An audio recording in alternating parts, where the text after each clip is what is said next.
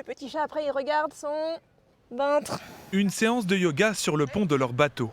L'une des activités de Marie-Julie Foucré et ses filles en temps de confinement.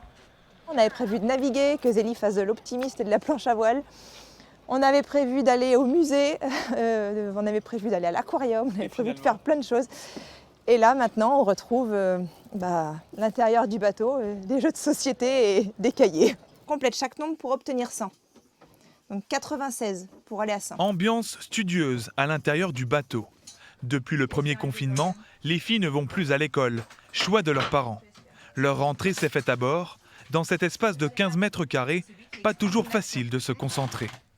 Des fois, quand on se chamaille, parce que des fois, il n'y a pas assez de place pour crier et du coup, les autres gens sur les autres bateaux, ils nous entendent.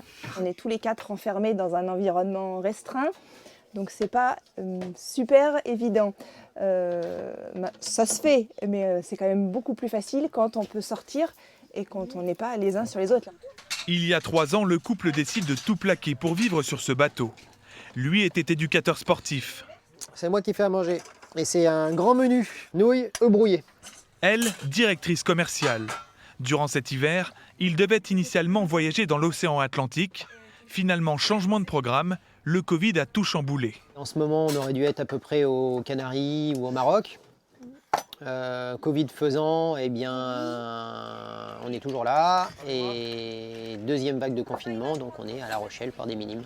Et quand on voyage en bateau, on aspire aux grands espaces et pas à l'esplanade portuaire, quoi. Donc bon, faut prendre son mal en patience. S'adapter encore et encore au confinement, patienter pour un jour reprendre la mer et retrouver le large.